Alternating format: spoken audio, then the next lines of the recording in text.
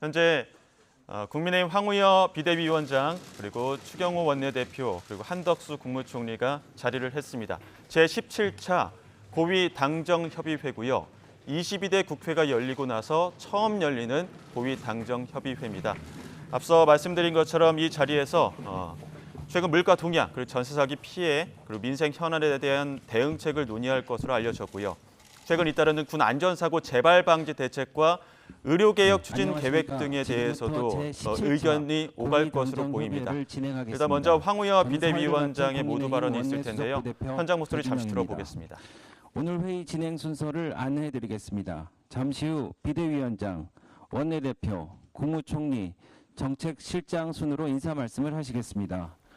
잠시 그 현장에서 4회차 진행이 있습니다. 모두 발언이 있을 때까지 현장 설명을 좀 드리도록 하겠습니다.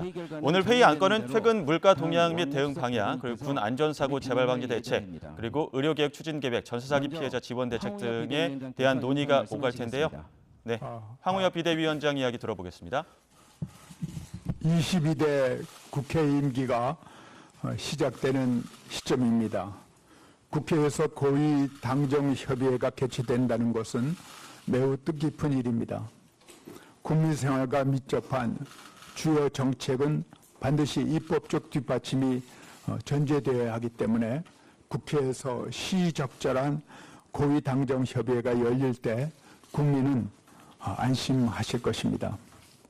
당과 정부와 대통령실 1인 삼각 달리기 하듯이 한 호흡으로 국내외의 난제들을 풀어나갈 것을 민의의 전당 국회에서 다짐해 봅니다.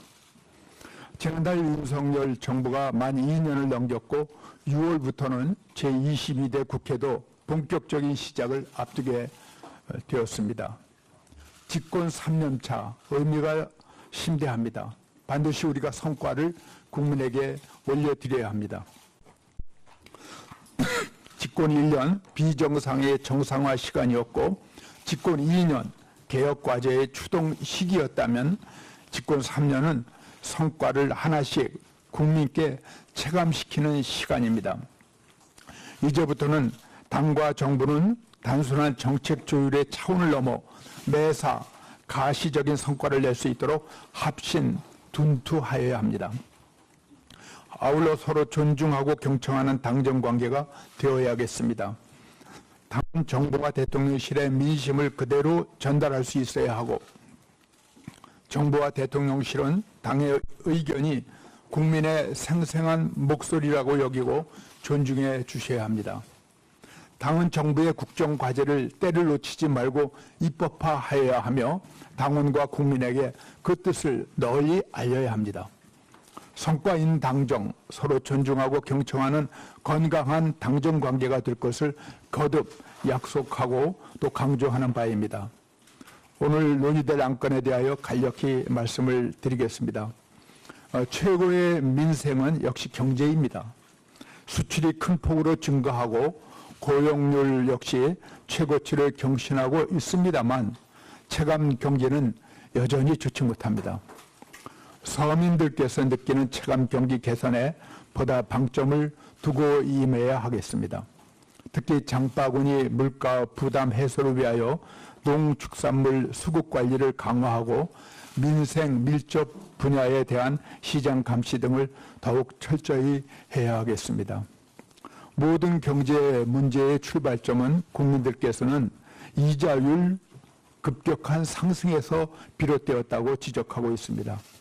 하루아침에 2배 이상으로 뛰어오른 이자로 가계와 기업의 수지를 도저히 맞출 수가 없다라고 저희들에게 호소하고 있습니다. 우리 당정은 보다 피부에 와닿는 이 이자율에 대한 대책이 필요하다고 생각합니다. 또한 최근 한 달 내에 병사의 고귀한 생명이 잇따라 발생한 군내 사고로 우리 곁을 떠났습니다. 병사 한 사람 한 사람이 이제는 독자인 시대에 들어섰기 때문에 이분들의 사망이야말로 우리 국민 모두와 함께 집안 전체의 아픔이자 고통이 아닐 수 없습니다. 마음을 모아 가족께 사죄드리며 깊은 죄의를 표합니다. 군 장병들의 헌신으로 국민은 평안하고 안전하게 생활하는데 군대 자체가 안전이 보장되지 못하면 되겠는가 짚어봐야 하겠습니다.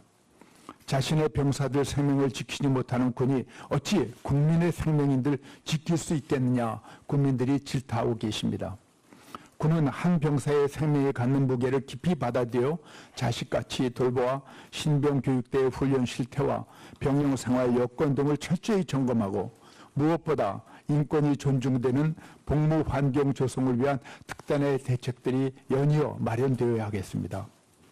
의료 개혁 추진 계획에 대해서도 논의할 예정입니다. 2025학년도 의대 정원이 올해의 1.5배 수준으로 확정되면서 의정 갈등이 일단락될 것으로 우리는 기대했습니다만 의사단체는 여전히 반대를 이어가고 있습니다. 27년 만에 의대 정원 확대가 이루어진 것인데 오랜 기간 의료계의 가장 시급한 문제로 대표되는 지역 의료, 특수 의료를 살리는 방향으로 의료 계획이 완성될 수 있도록 당정이 함께 논의할 예정입니다.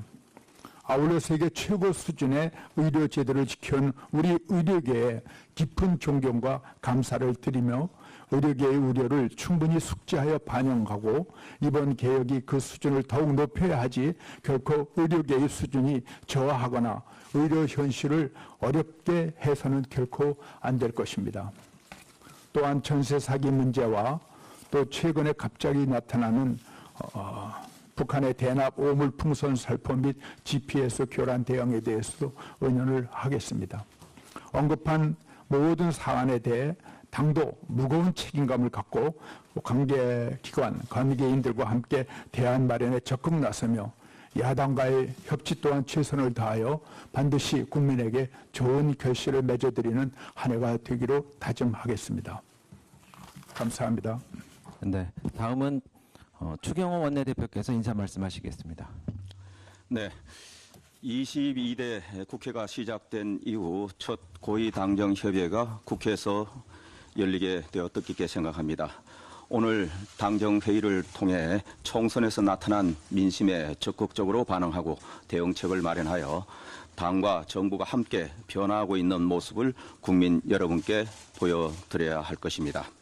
이를 위해 당정은 국민이 체감할 수 있는 민생 안정 대책과 청년, 미래를 위한 개혁 과제를 마련하는 것은 물론 특히 국민들의 살림살이와 안전 문제가 생기면 즉시 원인을 진단하고 적기에 해법을 제시하는 당정 간 신속 대응 협의 체제를 갖추는 것도 중요합니다.